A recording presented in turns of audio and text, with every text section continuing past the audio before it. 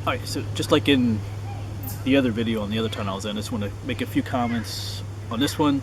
Once again, just like when I was at Rays Hills Tunnel, this day was really windy, and sometimes when I'm describing some things, the wind kind of took away my voice, so I put the description of some of the history of that in the description of the video below, so you can go ahead and read that if you missed what I was saying.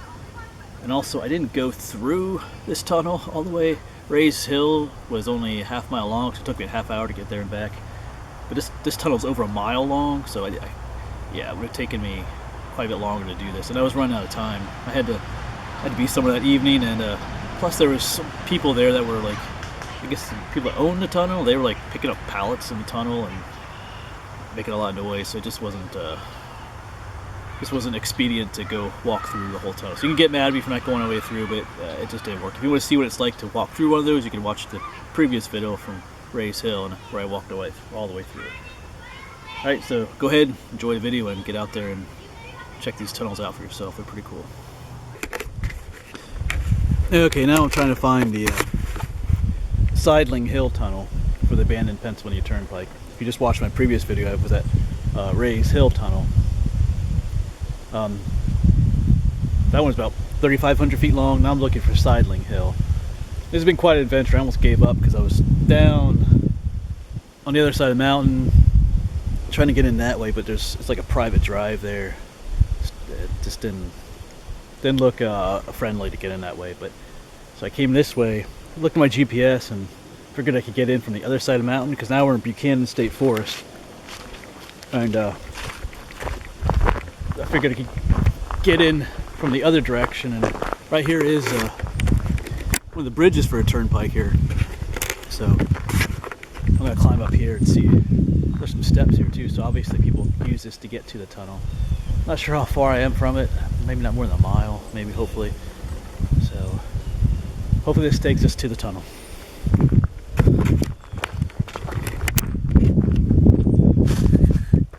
Yeah, there's some steps up here, so this does get used. Cool. I'm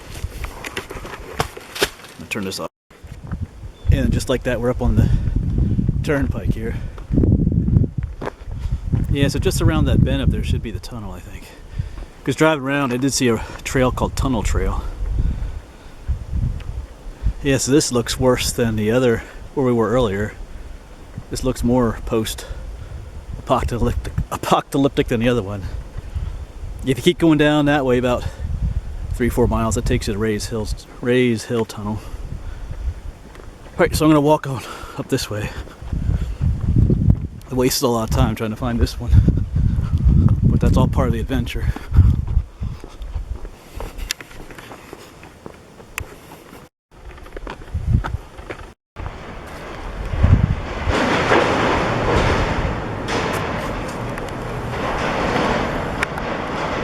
Yes, so the abandoned turnpike isn't as abandoned as people think. No, I don't know what those people are doing. They're over here sweeping for a while at the entrance here, and they're putting these signs up about telling people to stay out of the interior of the tunnel. So, 'cause I met them at the Rays Hill Tunnel too, so they're here at this one as well. So if they came down the road behind me, so they must have access to this place. All right.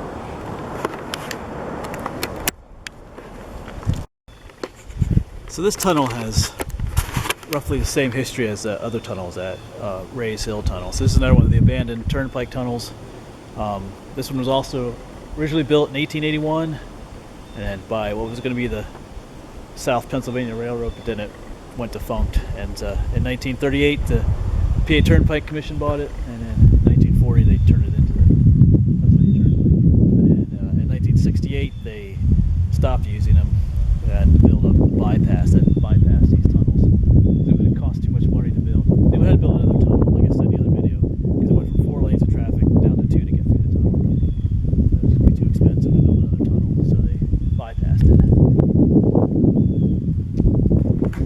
And we'll walk in this one a little bit, maybe. If you want to get the full experience, you can walk in. You can watch my other video on Rays Hill Tunnel. That one was 3,500 feet long. I I did walk all the way through this one. This one is over a mile. It's like 6,500 feet, and I'm not going to walk all the way through this one. I've got some other places to be today, this afternoon. I wasted too much time trying to find this entrance. I think I mentioned, yeah, I tried to find it on the other way, but there was like a private road. I was like, forget that. So I ended up in Buchanan State Forest on the other side of the mountain. It's something called Oregon Road, and then yeah, I forget how I got here. So I got to find my way back too. So, but I did find it. So I'm just waiting for that car to get further in before I walk in a little bit.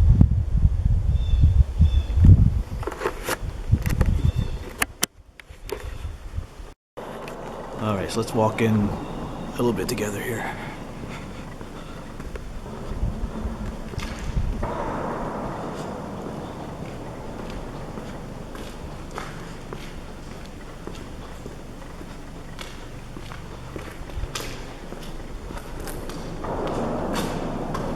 You probably hear that noise. That's the car that was here. They're still down there. I'm not sure what they're doing down there.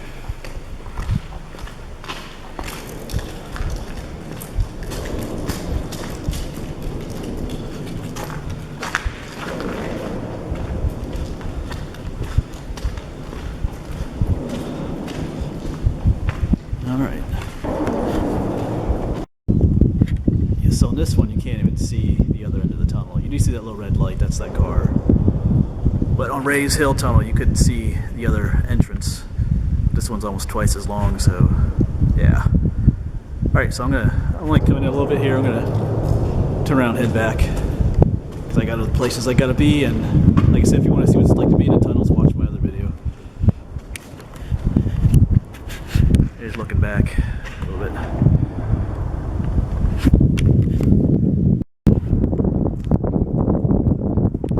Maybe someday I'll come back and walk the whole length of this tunnel.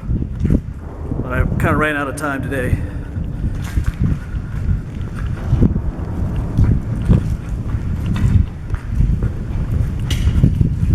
It'd probably take you at least an hour there and back, unless you ride your bike through. But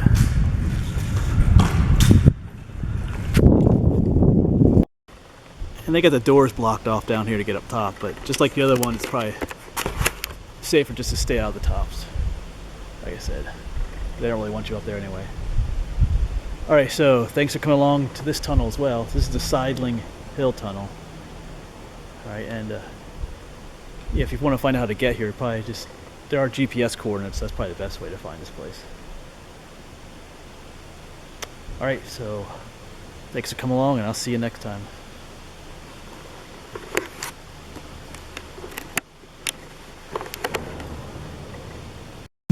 Yeah, like I mentioned in the other video, they did use this site for a movie called The Road, for its post-apocalyptic look to it. And you can see it does look like things went really bad on Earth all of a sudden here, if you didn't know better. Alright, just wanted to throw that out there too. And that abandoned turnpike just keeps on going.